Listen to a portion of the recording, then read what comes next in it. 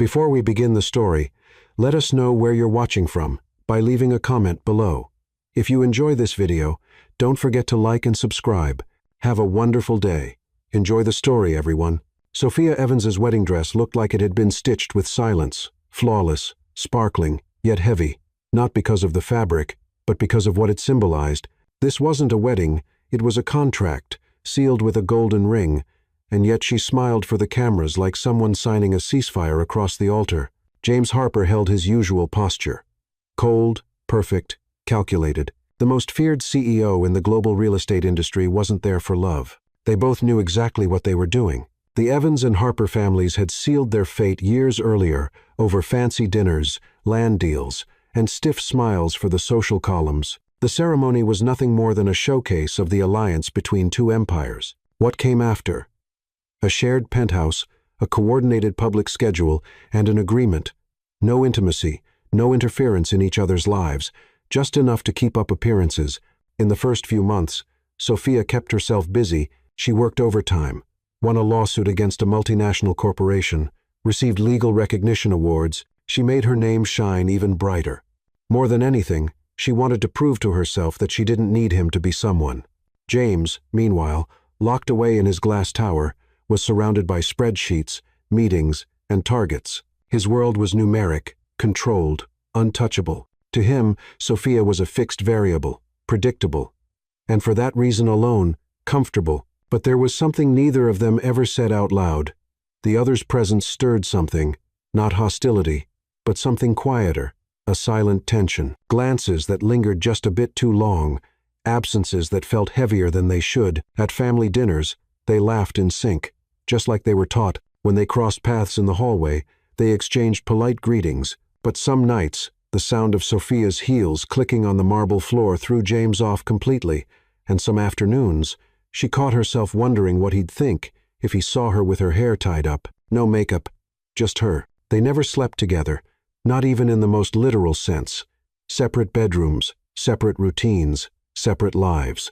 A civil partnership, a perfect facade, a hollow existence as polished as the floor beneath them. One day, Sophia came home from an exhausting court hearing, kicked off her shoes, and poured herself a glass of wine in the kitchen. James had just returned from a business trip and watched her from a distance. She stood with her back to him, shoulders relaxed, but there was a deep weariness in her posture.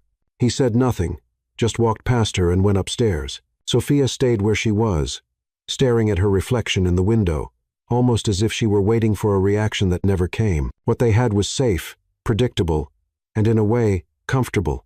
But it was also deeply lonely. Their parents praised the couple's maturity. The media called it a model union between two powerhouses, but no one saw what really happened behind closed doors. The absence of touch, the silence at breakfast, the distance at bedtime, and yet something held them together, a kind of quiet respect. James never crossed Sophia's boundaries. Sophia never exposed James. They coexisted in peace, but also in pause.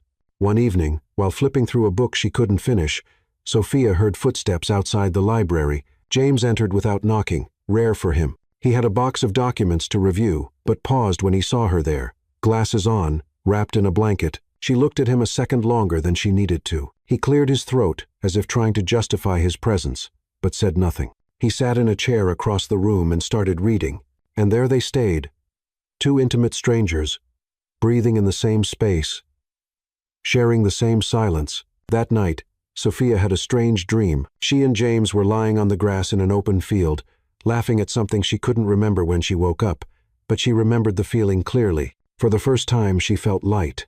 The next day, however, everything went on as usual, until the charity gala invitation arrived. It was a traditional Harper family event. As always, they were expected to attend together. Photos, speeches, dancing, then each would return to their own world. Or at least that was the plan. But that night had something else in mind. The sky was torn by thick clouds, and the storm arrived without warning, as if to say, not everything can be planned. After the charity gala, Sophia was getting ready to drive back on her own when she was told the main road had been closed. Fallen trees, landslide risk. James, just as frustrated, received the same news. A security guard suggested they spend the night at the Harper's country house nearby. The driver hesitated, but they both knew insisting was pointless. The storm was more stubborn than either of them, and so, for the first time in months, they rode in the same car, side by side in the back seat, in silence. Only the sound of heavy rain filled the space between them. The country house was large but modest, nothing like the concrete and glass apartment they shared in the city. The wooden floors creaked underfoot, the curtains swayed with the wind, and the soft scent of eucalyptus drifted from the old wood stove, as if the place still held memories they had never made. There were no staff, no formalities, just the two of them, and silence again. But this silence felt different. Not uncomfortable, dense, alive. Shortly after midnight, the generator failed. The lights went out all at once, plunging the house into darkness. Sophia held her breath instinctively. James, across the room, lit a candle. The glow cast over his face made him look softer, almost human. She nodded in thanks and sat on the couch, pulling a blanket over her legs. He walked to the wine cellar and brought back 2 glasses, handed one to her. Their fingers touched for a moment, just a second, but it sparked something they'd both been pretending not to feel. "We're stuck here," he said with a hint of dry humor. "Stuck. Or forced to face what we've been avoiding every day?" Sophia replied, looking straight at him. The words hung in the air like smoke. James sat down on the other end of the couch, keeping a respectful distance. The wine loosened their shoulders. But it was the silence that spoke the loudest. Their eyes met more often, held longer, no rush. "Didn't picture you as someone who liked storms," she said after thunder rattled the window. "I don't. But maybe I'm starting to think they reveal more than they hide." It was the first thing he'd ever said that didn't sound rehearsed. Sophia looked at him, surprised, and something in her chest gave way. A wall, a lock, a fear. He looked back, this time longer, as if asking for something without words. Sophia noticed, and instead of backing away, she stayed. James moved closer, slowly, almost shyly. He reached out but didn't touch. He waited, and for the first time since the wedding, she chose not to resist. The kiss wasn't fiery. It was slow, intense, as if each movement asked for permission. His hands rested gently on her waist, their eyes closed with care. It felt like they both knew they were crossing a line, and once they did, nothing would be the same. The blanket slipped to the floor, the candles flickered, and the two bodies that had only coexisted until then now searched for each other, like trying to remember something long forgotten. Sophia felt his skin shiver under her touch. James lost the control he always carried, and for once, let himself be led. She guided. He followed. Time faded. She fell asleep right there, wrapped in his arms, as if it were the safest place in the world. For the first time, there was no distance between them, just warmth, breathing, presence. Hours later, still in the middle of the night, she woke up. Without saying a word, she pressed her forehead against his chest, listening for his heartbeat. He responded with a soft kiss on her hair. Their bodies came together again, slowly, quietly. This time was different, softer, almost reverent, as if both were trying to stretch that moment all the way to sunrise, as if the silence between them had found a new shape, not as emptiness, but as a space where love might, just maybe, begin. When Sophia awoke in the morning, blue light filled the room. The other side of the bed was cold, empty. James was gone. She sat up slowly, pulling the sheet to her chest. There were traces of him on the pillow, but no explanation. No note, not a word. His absence hurt more than she wanted to admit. She got dressed calmly, ran her fingers through her hair, and walked downstairs with a strange feeling in her chest. A different kind of silence now. Not the one from before, but the kind that says, "What now?" James was on the porch, already on the phone, talking about investors and shareholders, as if nothing had happened. When she appeared, he simply nodded and went on with his call. She didn't say anything, and that morning, the silence between them returned to how it had always been. But something had already changed. The days that followed were strangely normal, and that's exactly what made them hurt. Sophia returned to the apartment like someone coming back from a trip they didn't want to end. In the panoramic elevator, catching her reflection in the mirror, she noticed something in her eyes, a dim light, an unanswered question. James stepped in right after, phone glued to his ear, talking about mergers and acquisitions, as if the previous night had never happened, as if they hadn't touched each other like two people finding shelter in the middle of a storm. "Good evening," she said as they stepped out of the elevator. He nodded, distracted. Good evening. That was it. No. Can we talk later? No lingering glance. Just the same routine filling every crack with cruel precision. That night, Sophia didn't sleep in the guest room, and she didn't go to her own either. She sat on the living room sofa for hours, hugging her knees, trying to understand why it hurt so much. After all, the deal had always been clear. No promises, no strings attached, but there were memories. And that was the part that stung the most. Having lived something that to him seemed nothing more than a slip, a lapse, a brief break in protocol that could be easily forgotten. At breakfast the next day, he sat at the table with his laptop open, reading reports. Sophia made herself some tea, sat across from him, and watched. James never looked up, didn't mention the night at the country house, didn't even ask if she'd slept well. The indifference hurt more than an outright rejection because it carried a silent denial, a quiet eraser of everything they'd felt, or what she thought they had. She wanted to scream, to ask, "Did that night mean anything to you?" But her pride was stronger. She simply crossed her legs, sipped her tea, and with a polite smile asked, "Any family dinners this week?" "I think there's one on Friday. Check with my assistant," he replied, eyes still on the screen. The words cut like a blade, cold, sharp, and delivered with the ease of someone signing another contract. That afternoon, she went back to work as if wearing invisible armor. She won a complex case, received praise from colleagues, and ended the day with a glass of champagne in hand, alone in her office, staring out the window. But she couldn't feel proud, only empty. At home, the days followed the same distant choreography. James left early, came home late, and slept in silence. Sophia began avoiding the common areas. If he was in the kitchen, she went to the bedroom. If he was in the living room, she chose the library. Then, on an ordinary Tuesday, the envelope arrived. On the dining table sat a discreet folder, no logo, with her name handwritten on the front. Sophia opened it slowly. Inside, printed pages, direct phrasing, short clauses, blank signature lines. It was a formal request for divorce. For a moment, the world tilted. The ground, already far from stable, turned to liquid. She read each paragraph like someone reading a verdict for a trial that hadn't even been announced. There was no note, no explanation, just the papers. She walked to James's room with the folder in hand. He had his back turned, removing his suit jacket. When he saw her standing at the door, he hesitated. "Is this serious?" she asked, raising the envelope. He looked at her with a guarded expression. "I thought this would be easier. After the confusion the other night." "Confusion? We got carried away, that's all. There's no need to make things complicated." His words were so cold they hardly seemed to come from him, or maybe they did, and just revealed a side of him she had preferred not to see. Sophia took a deep breath. Her eyes burned, but she held herself together. "You really think that's all it was?" James hesitated, ran a hand through his hair, avoided her gaze. "I thought that's what you wanted too." "No, it wasn't." And she left the room with the papers still in hand. That night, she didn't cry, didn't yell, just lay there awake, staring at the ceiling. The only question echoing in her mind was, how can something so real be erased so easily? The following days were filled with complete silence. She didn't bring it up, neither did he. They simply carried on like ghosts, sharing the same space. One night, coming home to find he wasn't there, she took the opportunity to pack some things and stay at her mother's for a while. She needed air, space, distance, but even in another house, his silence followed her. No messages, no questions, just a polite disappearance, like he had crossed her name off a list. The next week, she returned to the office, back to the life she knew, and decided to move on, even if she didn't know how.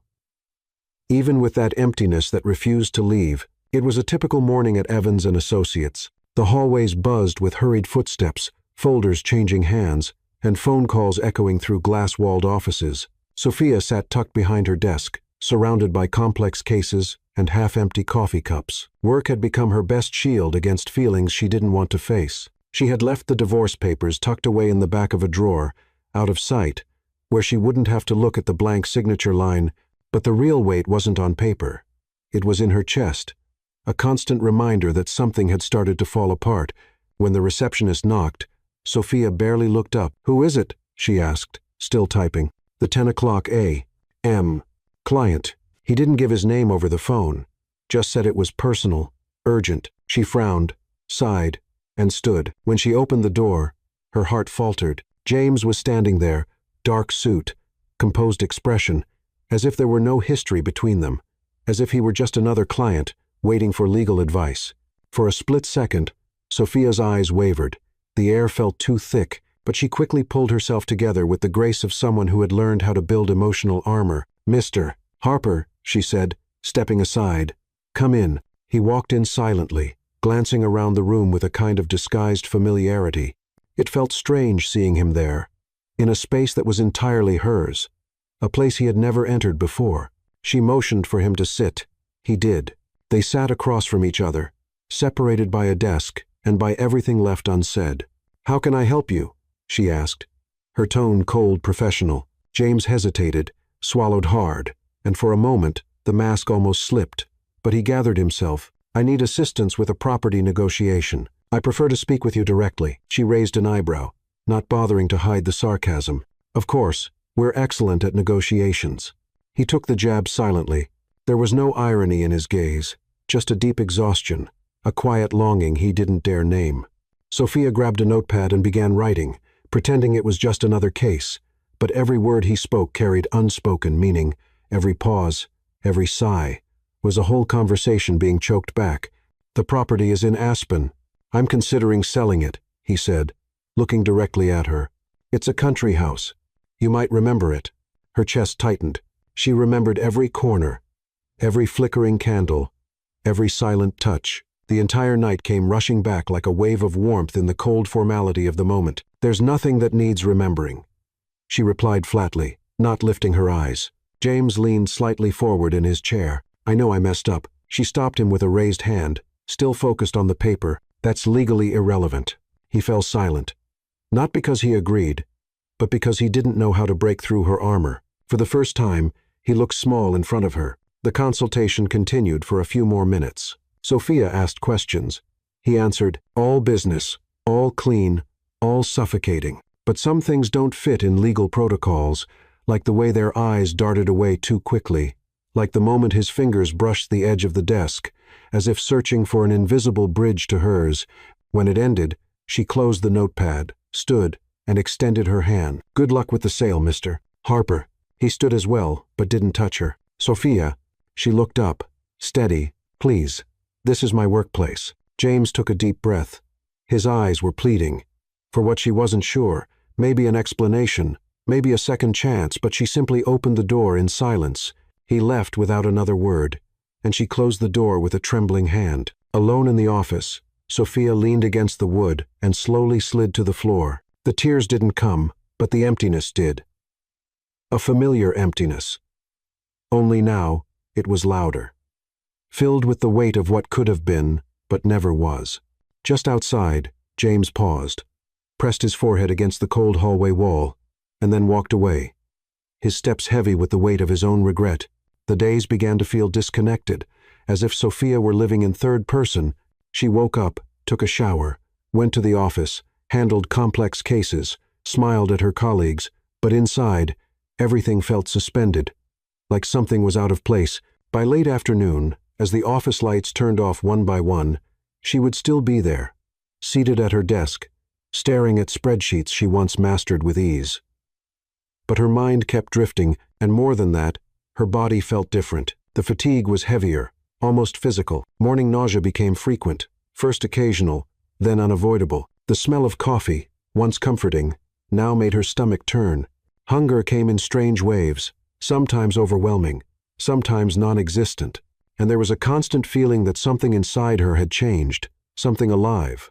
On a Saturday, alone at home, she decided to organize the bathroom shelves and stumbled upon a pregnancy test tucked among first aid supplies. It was as if the box stared back at her. She stood there for several seconds, frozen, holding the unopened package, heart pounding. Impossible, she thought. But the memory of that night at the country house wouldn't leave her, nor would James's silence after, nor the absence of any protection on the night their bodies spoke louder than their words. She left the test on the bathroom sink and walked out, made tea, wandered through the living room, opened and closed the window 4 times. The test seemed to call her back, but she resisted for 2 more days. Only when the delay became obvious, and the signs undeniable did she gather the courage. She went into the bathroom, closed the door, sat down, and followed the instructions with trembling hands. 3 minutes, an eternity. She held her breath the whole time, staring at the floor, the wall, her fingernails, until she couldn't avoid it anymore. 2 lines. Clear, unmistakable, real. Sophia leaned against the cold, tiled wall, her breathing shallow, her mind spinning. The news hit her like a whisper and a scream all at once. She was pregnant. The silence in the house grew louder. She didn't cry, didn't smile, just sat there. Still. Feeling her heart race faster than normal, or maybe it was 2 hearts now. The memories of that night came rushing back like a silent film behind her eyes.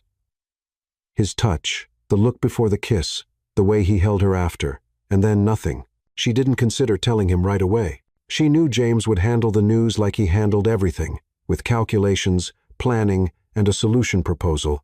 But what she carried now wasn't a contract clause. It was a human being. It was life. She spent the following week avoiding her own thoughts. She kept busy with everything. Schedules, meetings, tasks, checklists. But her body wouldn't let her forget. The nausea, the exhaustion, the perfume she used to love that now made her sick. The next Monday, she booked an ultrasound. Alone. She needed to be sure before any conversation. She wanted to see, to hear, to feel. The doctor smiled warmly as she turned on the machine. Sophia, lying down, eyes on the ceiling, expected anything except the sound that suddenly filled the room. A fast, strong, living thump. Thump, the baby's heartbeat. That was the moment a single tear fell. Not from fear, not from sadness, but from an overwhelming certainty she wasn't alone anymore, and for the first time in a long time, that felt good. At the end of the appointment, the doctor handed her a small printed image, a blurry shape to anyone else, but to Sophia, it was everything. She left the clinic with the picture tucked inside her planner, walked through the city without direction, as if the world needed to pause for a moment. When she sat on a bench next to a popcorn vendor, she made a decision. She wouldn't run from this. She would face it all, like she always had. That night, she wrote a single sentence in her journal. I didn't ask for this. I didn't plan it. But I accept it. Days later, she called James, set up a time, asked him to come to her office again, told him it was urgent. He showed up at the agreed hour, punctual as always, wearing a dark suit, a puzzled look on his face, but his eyes gave away something else, a hidden fear. Sophia received him standing by the window. Thanks for coming, she said. Straight to the point. He nodded. Is something wrong? She walked to her desk, reached into her bag, and pulled out the ultrasound photo. She handed it to him without saying a word. James looked at it, and within seconds, he understood. His body stiffened, his lips parted as if to say something, but nothing came out. I'm pregnant, she said, her voice steady, and before you say anything, let me be clear. I'm not asking for your opinion or your presence. I just thought you should know. James remained silent, holding the image like it was made of glass. I'm going through with this, with or without you, and before you try to talk me out of it, understand this is not negotiable. She waited, but he didn't move. Only after several long seconds did James lift his gaze, and for the first time since that night, there was something in his eyes she didn't recognize. It wasn't control or coldness. It was a desperate fear of losing everything again. The silence that followed the revelation wasn't the same as before. It wasn't the silence of indifference, of routine, or neglect. It was a dense silence, full of words yet to be spoken, of feelings both had carefully locked away until now. James held the ultrasound photo like it might vanish if he let go. His hand trembled, his eyes fixed on the paper. When he finally looked up again, he was vulnerable. For the first time in a very long time. I don't know what to say, he murmured. Sophia crossed her arms, steady. You don't have to say anything. I just wanted you to know. You know me, Sophia. You know that I don't handle things well when they're out of my control. She let out a dry laugh. Oh, I know. That's exactly why I came ahead of time. Because this child isn't going to be a project or a spreadsheet. And if control is the only way you know how to love, then maybe we stop right here. James walked to the window, ran his hands through his hair. He looked smaller, somehow, like the suit no longer fit. His voice came low, almost cracked. I didn't know what to do after that night. I felt exposed, vulnerable, and like an idiot. I did what I always do. I ran. Sophia watched him from a distance, her heart beating faster than she wanted to admit, not because of his presence, but because of his words, the effort, the attempt. "I left you alone," he continued, "when, for the first time, you weren't—" She swallowed hard but said nothing. She waited. She wanted to hear it all. "I thought if I acted like nothing had happened, it would just fade away. It would be just one night. A mistake. But it wasn't a mistake, Sophia. Not for me." She stepped closer, slowly, still keeping some distance. "Then why did you send me those papers? Why did you treat me like I was just your assistant?" James looked at her with raw honesty, the kind that hurts and heals at the same time. "Because I was a coward. Because I thought that pushing you away would protect me. But the truth is, I've never felt closer to anyone than I did that night. And that terrified me more than any meeting with shareholders or court hearing ever could." She remained silent. His words struck too deeply. And at the same time, they started healing cracks. She didn't even know were still open. James took a step forward. "I don't want to run from this. Not from you. Not from what we had. And especially not from this child." He paused, took a breath. "I want to be there, as a father.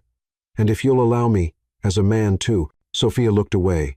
Pride still echoed loudly inside her, but something stronger was rising. The desire not to carry this alone. "I don't know if I can trust you again. I know, and I'm not asking you to. Not yet. I just want a chance to try, to do it differently this time." She looked back at him, and for a moment, time stood still. Because there, in front of her, wasn't the CEO or the man behind her staged marriage.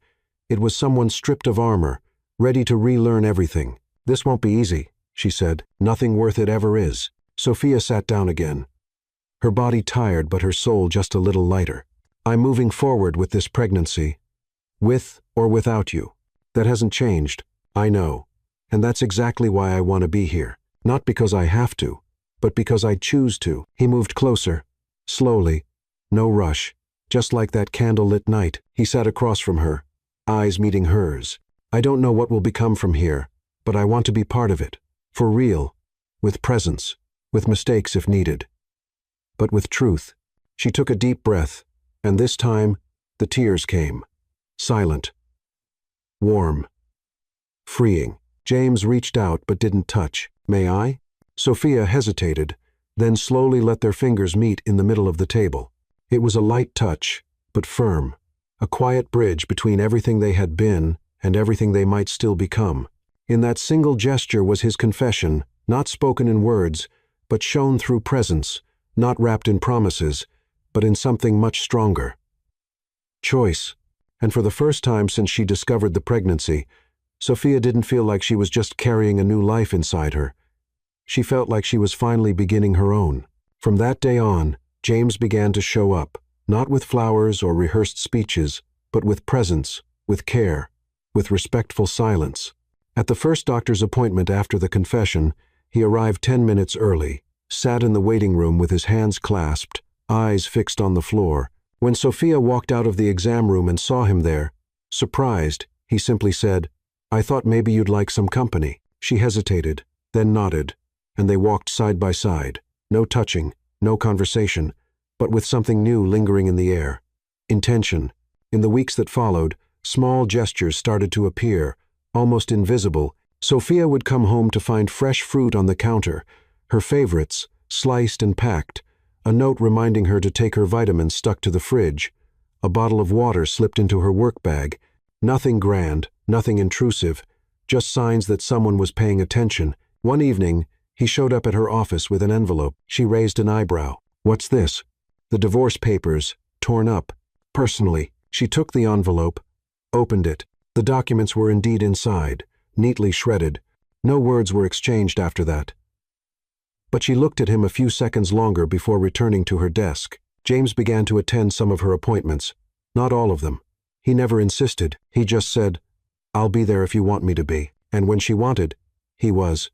No phone in hand, no interruptions. One afternoon, after an appointment, Sophia sat on the clinic steps to breathe. She was nauseated, tired, emotionally drained. He sat beside her and offered a mint. "Gum works for my stomach. Might work for yours." She took it and chuckled softly. "You've been pregnant before?" "No. But I Googled for 2 hours last night." She shook her head, unsure whether to laugh or cry. You're really trying, huh? I am, even if I stumble. That evening, he dropped her off and left without trying to come inside. She stood at the window, watching him walk away, and she missed him, not his absence, his presence, which now started to matter. At work, Sophia began noticing subtle messages on her phone, not declarations, just simple reminders. Did you eat today? Don't forget tomorrow's appointment. We still need to choose a color for the baby's room. She pretended not to care but saved every single one. Slowly, the initial fear gave way to something even riskier. Hope. On a random Saturday, James showed up with a crib catalog. He sat on her living room floor, spreading the pages across the carpet. Any of these match the situation? Sophia, lying on the couch, laughed. You mean the baby's room? No, us. This mess we're trying to make sense of. She sat beside him and pointed to a simple light wood model. This one, nothing too fancy, no royalty. Just something calm. Perfect, he said, noting it like he was closing a deal. She gave him a sideways glance. You know you don't have to do all this, right? He looked up. I know, but I want to. And what came from that wasn't pressure. It was consistency. On a rainy Tuesday, she came home to find a dry coat hanging on the chair, warm tea on the table, and a pair of new socks folded beside a note. Noticed your feet were swelling. She didn't reply. But that night, alone, she cried. Not from sadness, but because she was finally allowing herself to feel. And it had been a long time since there was space for that. As the months passed, he started dropping her off at work, nothing more. A quiet good morning, a brief glance, and then the car would leave. But in the back seat, there was always something new. A bag of snacks, a baby name book, a new pillow. They still didn't sleep together, still didn't touch. But the bond between them grew like silent roots beneath the ground. Then, one weekend, he showed up with an unusual proposal. Want to cook for you? I don't know much, but I learned a recipe yesterday. I promise it's not poisonous. She eyed him suspiciously. You know I'm picky. I do, but maybe I'll impress you. That night, the kitchen became a stage for laughter, clumsy moves, and flour everywhere. Sophia found herself laughing for real, for the first time in months. James burned the dough, forgot the salt, but served everything with the ceremony of a 5-star chef. 5 for taste, 10 for effort, she teased. He grinned. Better than what my therapist used to give me. You went to therapy? Tried. Quit after the second session. Why? She started talking too much about my childhood. Sophia laughed, shaking her head. And that night, as she watched him clear the table and wash the dishes, something inside her settled. Maybe he didn't know how to love the way she had dreamed, but he was trying like no one ever had. What once was noise became presence, and what once was absence became a silence filled with meaning. James started showing up in places that didn't require announcement. He'd sit quietly in the corner of the room while Sophia finished a work call, watched without interrupting, like someone admiring a landscape they had grown to respect. She, in turn, no longer minded. Over time, his presence became natural, like a warm cup of tea forgotten on the edge of the desk. Subtle but comforting. At the office, he'd watch her handle tough negotiations with confidence. His eyes followed her gestures with a mix of pride and regret. Sometimes she noticed, sometimes she pretended not to, but every time, she felt it, and it was impossible not to. One afternoon, exhausted, she fell asleep with her feet up on the desk. When she woke up, there was a blanket over her shoulders, and the air conditioner had been turned off. No one mentioned it, but the next night, when she opened her bag, she found a pair of wool socks, still with the tag, and a note clipped to the fabric. Making sure you're comfortable has become my new obsession. She smiled to herself in the elevator. At home, they began sharing small tasks without ceremony. It became normal to see them folding baby clothes together, side by side on the couch, saying nothing. Sometimes James would read the packaging labels with exaggerated seriousness. This blanket is hypoallergenic, according to the label in 3 languages. Sophia would laugh. You're taking this more seriously than your financial reports. Reports don't cry in the middle of the night or pee on you, thankfully. Between one fold and the next, their hands would brush unintentionally, and unlike before, neither pulled away. It was a touch without urgency, without desire, but full of tenderness, of presence, of history. One morning, James showed up with a bag and a simple request. I want to build the crib today. Today, before I lose my nerve. They spent the day together, surrounded by screws, loose pieces, and a poorly translated manual. They argued 3 times about which part fit where. He pretended to know what he was doing. She mocked his overconfidence. In the end, they laughed a lot, and the crib, still crooked, got built. "It's staying like that," he said. "It is.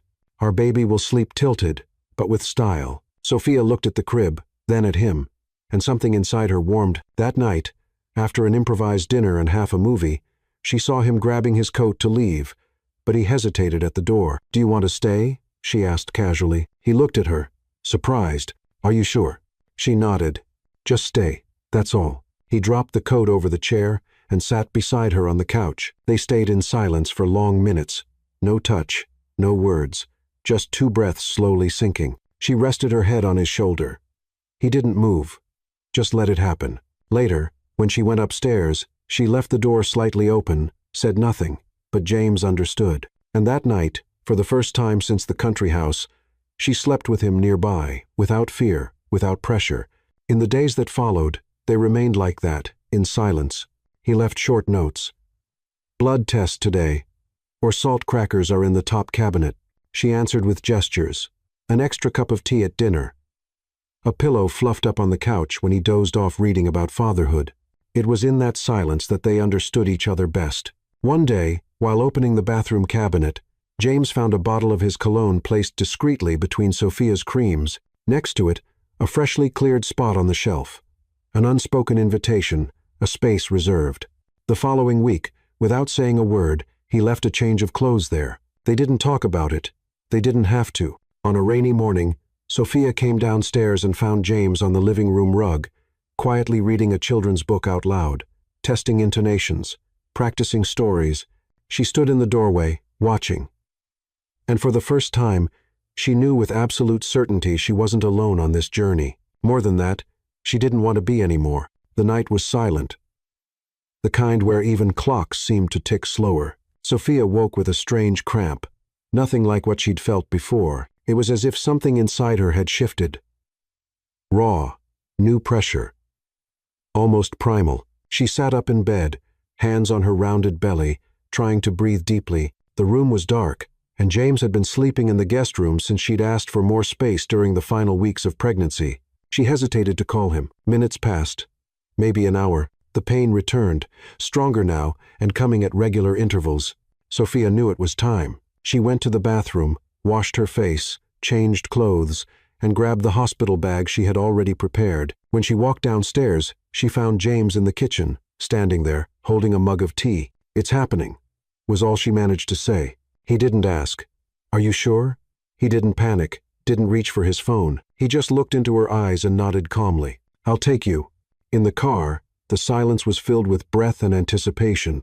James drove with one hand on the wheel and the other resting between the seats, ready to hold hers at any moment. When another strong contraction hit, Sophia clenched her eyes shut, her teeth, and his hand instinctively, he didn't let go. At the hospital, she was taken to triage. James stayed outside, filling out paperwork and answering questions like every detail mattered. When they finally let him into the delivery room, he wore a visitor badge around his neck and kept his eyes fixed on her, as if his only purpose there was to hold her up. "I'm here," he whispered, gripping her hand. "Are you staying until the end?" After 2, the pain intensified. The hours dragged on like time was sinking in quicksand. Sophia cried out, sweated, screamed, but never let go of his hand. James, used to controlling boardrooms and billion-dollar deals, was now completely powerless. For the first time, he couldn't control a thing, except for the love he was only beginning to understand. She gripped his fingers so tightly the knuckles turned red. He didn't complain, didn't flinch. "You're doing amazing," he said. Even when she said she couldn't take it anymore. "I can't do this." "You can. You've overcome so much, Sophia. This is just one more step." The contractions grew fiercer. Her screams blended with tears, and between intervals, she whispered, "I'm scared. So am I. But I'm with you." And in that mix of panic and surrender, the baby finally arrived. A loud cry. Wet. Alive. Sophia didn't know whether to laugh or cry. Neither did James. When they placed the baby on her chest, the world seemed to stop. The child's eyes shut, his breathing steadied. And Sophia, soaked in sweat, exhausted, shattered and reborn. Looked at James as if seeing him clearly for the first time. He was crying quietly. "No fuss. It's a boy," the nurse said. James rested his forehead against hers, still holding her hand. "Thank you for letting me see this," he whispered. "Thank you for staying." Hours later, in the recovery room, the baby slept in the clear bassinet beside the bed. Sophia rested with half-closed eyes. James sat in the armchair, watching them both. He stood quietly, walked over to the crib, and gently touched his son's tiny foot with one finger. Sophia opened her eyes slowly. "He looks like you," she said. James smiled. "I hope he gets his mother's heart." She didn't reply, just reached her hand out to him. He walked over, took it, and sat on the edge of the bed. "You were amazing," he said. "I just did what had to be done. I'm trying too." She looked at him, and for the first time saw a whole man, a man who was present, not perfect, but real. That night, no one got much sleep. Diapers, feedings, colic, but the chaos felt different.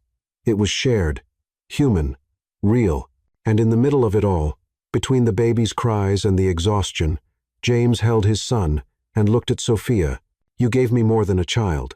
"What else?" "A new beginning." She smiled. And in that hospital room, no glamour, no grand promises, no perfect plans. Something was born that they had never known before. A family. The house wasn't the same anymore. Now, the dominant sound wasn't the echo of silence, but the scattered cries of a newborn. Midnight had taken on a new purpose. The rooms had found a new soul. And the days, new priorities, nothing followed a set plan anymore. And for the first time, that felt right. Sophia, who used to measure her hours with surgical precision, now lost all sense of time between feedings, baths, and moments spent dozing off with the baby in her arms. James, used to scheduled meetings and quarterly projections, found himself learning the difference between daytime and nighttime diapers, and laughing at himself when he put one on backward. They still didn't officially share the same room, but they shared everything else. The tasks, the decisions, the sleepless nights, the fears, and without even noticing, growing affection, the baby, whom they had welcomed with awe and disbelief, quickly began to set the pace for both of them. James learned to prepare bottles like someone diffusing a time bomb. He got the measurements wrong the first few times, earned disapproving looks from Sophia, but kept at it. "You're getting good at this," she said one night as he calmed the baby with a lullaby. "Off-key but sweet. Think I'm becoming a multitasking man." "You still need to learn how to rock the baby with one hand and answer emails with the other." "One day at a time," he replied with a tired smile. The days felt the same, yet each one was unique. Sophia began to see James differently, not with the old suspicion, but with curious eyes. He wasn't just the rigid executive she had met. Here was a man trying to learn how to be a father, a partner, maybe something more. When he made mistakes, he apologized. When he got it right, he didn't ask for praise. He just kept going, cleaned the house quietly, took the baby from her arms before she even asked, said, "Go rest. I've got him," even when he was exhausted himself. And it was in those small, consistent acts that love began to leave real marks. One morning, Sophia came downstairs and found James with the baby wrapped in a light blue blanket, sleeping in his arms while he sipped coffee with his free hand. "You got up with him at 3 o'clock, a.m., then again at 5. Now we're officially awake. Why didn't you wake me?" "Because you needed sleep. You do everything." She walked over and gently ran her fingers through his hair, a gesture that came without a filter, without a wall. He closed his eyes for a moment, as if that touch meant more than any words. Lunches became improvised, sometimes takeout, sometimes leftovers reheated in a rush, but they ate together as often as they could, with the baby nestled in a cushioned nest at the center of the table, because he was the center of their universe. One afternoon, while folding tiny clothes on the couch, Sophia said, "Never thought starting a family would involve this much fabric, and so much laughter at the weirdest hours, and so much patience with diapers or your partner." Both. They laughed and didn't need to say anything else. Time passed, both quickly and slowly. Weeks turned into months. And one day, watching James teach the baby how to hold a colorful toy, Sophia felt something bloom inside. It wasn't just admiration or affection. It was love. Calm, mature, deep. That night, as he got ready to head to the guest room, she gently grabbed his hand. "Stay," she said, without looking at him directly. He froze, unsure he heard her right. "Here. With you?" She nodded, not out of obligation, just because it makes sense now. He dropped the pillow he was holding. And that night, the three of them slept in the same room. No big speeches, no ceremony. Just there. Together. It was also in this new rhythm that James began doing things that seemed small but carried immense weight, like leaving a note on the fridge, "You're stronger than you think, and more beautiful than you know," or preparing a simple dinner with candles on the counter and saying, "Tomorrow marks 3 months since we met the most beautiful smile in the world," or simply reaching for her hand in the middle of the night when the baby cried and whispering, "We're in this together." And in that world of diapers, bottles, dark circles, and beautiful chaos, a new kind of love was born, different from the one she once dreamed of, but maybe exactly the one she needed, a love with no illusions, no grand declarations, but full of presence and full of truth. The day began gray, with a light drizzle tracing patterns down the living room windows. The baby was asleep in his makeshift nest on the rug, and Sophia, wrapped in a blanket, read through a legal report with only half of her focus. The other half was on James, who walked in from the kitchen carrying 2 cups of tea, one already sweetened just the way she liked it, no need to ask. He already knew. "Think you'll be able to finish that report today?" he asked, handing her the cup. "Only if he sleeps for another 2 straight hours, which is about as likely as me winning the lottery. Then maybe buy a ticket." They smiled. The light humor he had developed over the last few weeks was a soft counterpoint to the chaos of their lives, and Sophia leaned on it in the moment she felt close to unraveling. James sat on the floor beside the baby, watched the tiny sleeping face with a focus Sophia had noticed before.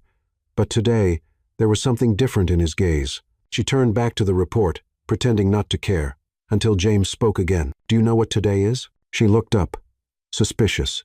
"Monday? The day everything started to change. 3 months since that night, the storm, the country house." She closed the report. "You remember like it was yesterday. I even remember the wine." She watched him for a few seconds. James stood up, walked to the sideboard, and came back with a small box in his hands. But unlike past gestures loaded with expectation, this time he seemed calm. "Before you say anything," he began, kneeling gently on the rug near her. "This isn't a proposal. No dramatic gestures. No promises. Just a symbol." He opened the box. Inside, a ring, simple, no stones, no sparkle, just polished silver, delicate like a whisper. "What does it mean?" Sophia asked, her voice almost a whisper too. "It means that now I choose to stay, every day, not because of a contract, not out of duty, but because I want to." She swallowed hard. "James, I'm not asking you to wear it now or tomorrow. I just wanted you to know the man who handed you that divorce paper doesn't exist anymore." She took the box carefully, ran her fingers over the thin band, and something inside her shifted. It wasn't a rush of emotion. It was a quiet peace beginning to bloom. "It's beautiful," she said, as if she needed time to absorb it. "I wanted it to be simple. Because what we have doesn't need to be flashy. It just needs to be real." She looked at him, and she saw the same man who had stood beside her in the delivery room, who slept in uncomfortable chairs, who held her hand without needing to, who knew when to be silent, who stayed. The baby stirred on the rug, let out a soft murmur, and drifted back to sleep. James muted the television with the remote beside him, another small, almost invisible gesture, but full of meaning. Sophia closed the box and placed it on top of the book on the coffee table. She looked at him for a moment. They just stared at each other. "I still don't know what's going to happen with us," she said. "Neither do I, but I want to find out. With you." She smiled, a quiet but sincere smile. "Are you still sleeping in the guest room? Unless the invitation expired, it's still valid." He stood, gently lifted the baby, as if holding an entire world, and carried him to the crib in the next room. Sophia followed him with her eyes. When he returned, he sat beside her on the couch, effortlessly. "Can I ask you something?" she said. "Of course. Why now?" James leaned forward, resting his elbows on his knees, thoughtful. "Because I finally understood that love isn't what we feel. It's what we choose to do with what we feel. And I chose not to walk away." She rested her head on his shoulder. Neither of them said another word. The box with the ring stayed closed on the table, but something inside her had already started to open. Love didn't come like lightning. It didn't explode like fireworks. There was no soundtrack, no vows whispered under the moonlight. It came quietly, with timid, silent steps, almost invisible. But by the time Sophia noticed it, it was already there, filling spaces that used to be hers alone. It showed up in a note tucked into her planner, written in James's almost unreadable handwriting. "Good luck at the hearing. But you never needed luck. Just space." Or in an improvised dinner after an exhausting day, undercooked pasta and store-bought sauce, served by candlelight left over from the last blackout. There was no obvious romance, but there was intention, presence, and that was enough. It also showed up when she caught him watching her with their baby in her arms, a long, silent gaze, as if trying to memorize that moment forever. Sophia began noticing the details, the way he folded her blanket more carefully than his own suit, the extra cushion he placed on her desk chair, the way he kept her coffee at just the right temperature, even knowing she'd end up drinking it cold anyway. The nights, once solitary, now had company, not just physically, but emotionally. One night, she woke up to the baby's cry. She got up instinctively, but when she opened the bedroom door, she saw James already in the hallway, the baby in his arms. "Already got him," he whispered, his voice soft, almost melodic. "You heard him before I did. I think I've developed sensitive sleep." She leaned against the doorway, watching them under the dim light. The baby slowly drifted back to sleep on his chest, and in that image, Sophia felt something new: safety. One evening, while driving home from a pediatric appointment, the car stopped at a red light. Outside, an elderly couple crossed the street, hand in hand. James, quiet, watched them closely. "Do you imagine yourself like that someday?" she asked. He took a moment before answering. "Only if it's with you." She turned toward the window, trying to hide her involuntary smile, but her heart skipped to a different rhythm. There was no official proposal, no date set, but little by little, they started acting like something they never truly were before. A couple, a team, a safe place for one another. The following Sunday, while the baby slept in his stroller, they went grocery shopping together. Sophia laughed at how seriously James compared diaper brands, studying prices and materials like he was evaluating stocks on the market. "You treat diapers like high-risk assets, aren't they, in some cases?" It was these small rituals, shopping lists, baby baths, park walks that slowly wove together the fabric of a real love, one without fantasies. And in that quiet rhythm, Sophia started to trust, not out of need, but by choice. She let herself rest while he watched the baby, accepted a goodnight kiss without overthinking it, smiled when he walked in, and sat beside him out of habit. On a chilly night, James found her sitting on the bedroom floor, wrapped in a blanket, staring at the crib. "What is it?" he asked. "Just thinking about how everything's changed." "Scary." She nodded, but also comforting. He sat down next to her, pulled the blanket around them both, and rested his head against hers. Sometimes, what scares us most is exactly what we need. She closed her eyes and stayed there, feeling it. Later that day, she opened the drawer of her desk where she had kept the ring. She took out the small box, looked at it, ran her fingers over the smooth band, and slowly, without rush, she slipped it onto her finger, not as someone saying yes, but as someone saying, "I'm still here." And in that quiet, unassuming gesture was the answer James hadn't asked for but understood immediately. She found him in the kitchen, preparing a bottle for the baby. He saw the ring on her hand, said nothing, just smiled. And that smile was everything, because a love that grows slowly doesn't need to be declared. It only needs to be felt, lived, respected. Time passed the way it does when life finally finds its rhythm. Not fast, not slow, just right. The baby grew up, surrounded by hands that had learned how to care, even without knowing how at the start. James now changed diapers faster than he managed spreadsheets. Sophia knew every lullaby their son loved and a few she'd made up herself. The house, once cold and overly tidy, now had toys scattered across the floor, baby clothes hanging on chairbacks, and spontaneous laughter echoing from room to room. It was beautiful chaos, real, and above all, shared. One ordinary afternoon, Sophia was rummaging through an old drawer in her office. She was looking for a document, but found something else instead. The folder with the divorce papers, still there, untouched. Blank signatures. The silence they carried was still powerful, but it no longer hurt. She looked at the papers for a while. She didn't rip them up, didn't burn them, She simply closed the folder and placed it back in the drawer. Not as someone who's running from something, but as someone who knows they no longer need protection. She knew now. To love is also to have a choice, and still choose to stay. That evening, while James rocked the baby in the living room, she sat beside him on the couch. They stayed in silence, watching the little one fall asleep, the baby's soft breathing filling the space like background music for everything that didn't need to be said. James glanced at her and asked, almost in a whisper, "Do you still have those papers?" She nodded. "I do." He looked down. "Do you think you'll want to use them one day?" She took a moment to answer. "I kept them, but not as an exit. Just as a reminder of how much we had to unlearn to get here." James took a deep breath and held her hand. "I used to think staying meant being trapped, and now," he looked down at the baby in his arms, "now I understand that staying is a choice, and nothing feels freer than that." That night, before bed, Sophia removed the ring from her finger, not out of regret, but as a ritual. She cleaned it, slipped it back on, and whispered quietly to herself, "Today, I choose to stay too."